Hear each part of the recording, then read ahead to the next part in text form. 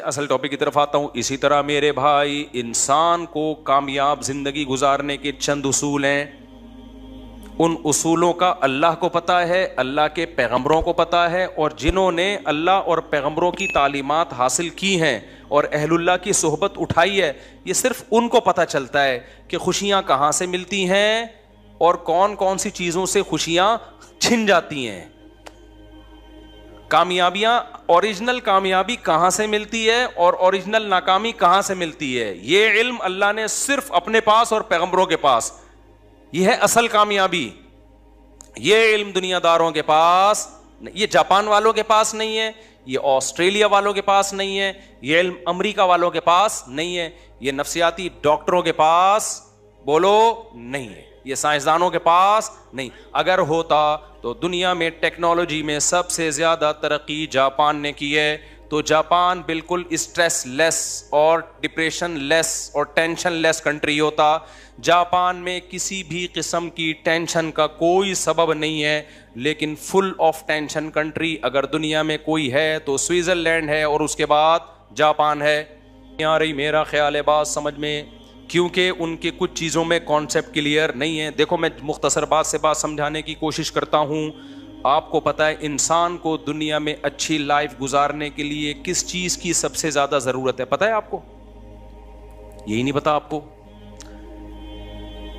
पैसे की भी ज़रूरत है यकीनन, घर की भी ज़रूरत है, गाड़ी की भी ज़रूरत है, सवारी की भी ज़रूरत है, चिंची की भी ज़रूरत है, सेहत की भी ज़रूरत है। सबसे ज़्यादा ज़रूरत है रिलेशन की, मोहब्बतों की। इंसान तन्हाई वक्ती तौर पे बर्दाश्त करता है। बाय नेचर इंसान तन्हा पैदा नहीं हुआ। समझते हो कि नहीं समझते? और तन्हाई का मतलब ये नहीं है कि लोगों के बीच में आप बैठे हुए हो तो तन्हा नहीं हो, ना ना। अगर लोगों के बीच में आप बैठे हुए हो और उन लोगों को आपसे कोई लगाव नहीं है, मोहब्बत नहीं है, तो भी आप तन्हा हो।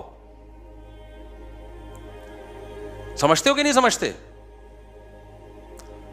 तन्हा आदमी जो है ना, जिससे कोई मोहब्बत ना करे, चाहे वो मर्द हो या औरत, वो बर्बाद हो जाता है।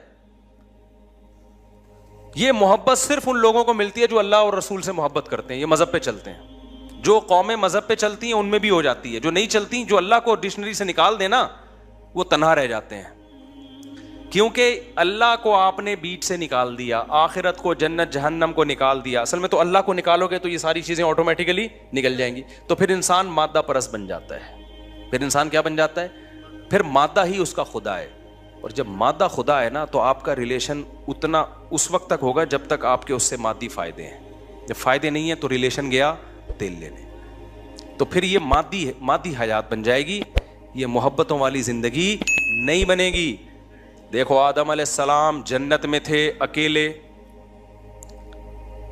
तो क्या स्विट्जरलैंड जैसी लग्जरी, उससे भी अच्छी लग्जरी लाइफ नहीं मिली होगी आदम अलैहिस्सलाम को? मैं इस सवाल का जवाब दे रहा हूं कि स्विट्जरलैंड में इतनी खुदकुशियां क्यों हो रही हैं? पता है आपको क्यों हो रही हैं?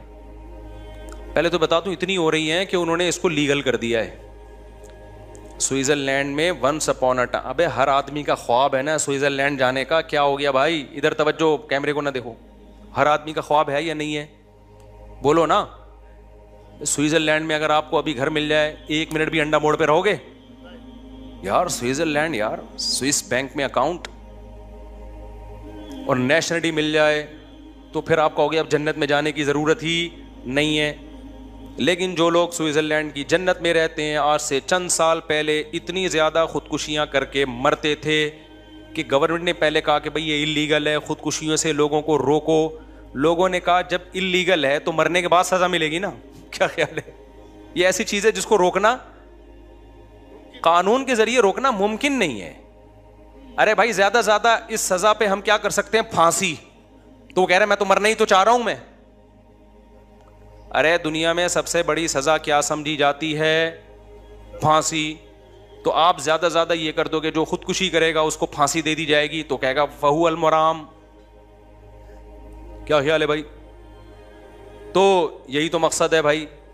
तो कुछ ये मुमकिन ही नहीं है। तो स्विट्जरलैंड ने एक अक्लमंदी की, उन्होंने बोला यार इतने लोग मर रहे हैं तो मरते हैं गलत तरीके से ना। इधर उधर, कोई उधर पड़ा हुआ होता है, कोई उधर पड़ा हुआ होता है। ट्रेनों का सारा सेटअप क्या हो रहा है? बर्बाद हो रहा है हमारा। ट्रेनें लेट नहीं होती, वो नीचे आ गया उसकी वजह से मसले, फिर उधर फिर जो जो खुदकुशी नहीं करते वो खुदकुशी वालों को देख के डिप्रेशन में जाते हैं, उनको खुदकुशी के ख्यालात आना शुरू हो जाते हैं। इधर उधर लाशें पड़ी भी होती हैं, जिनको नहीं भी उनको मोटिवेशन मिलती है, सब्र की तौफीक नहीं मिलती उनको। फिर कहते हैं जब फला मर सकता है, इतना नेक आदमी, तो मैं मर गया तो क्या हो गया। उनके हिसाब से जो भी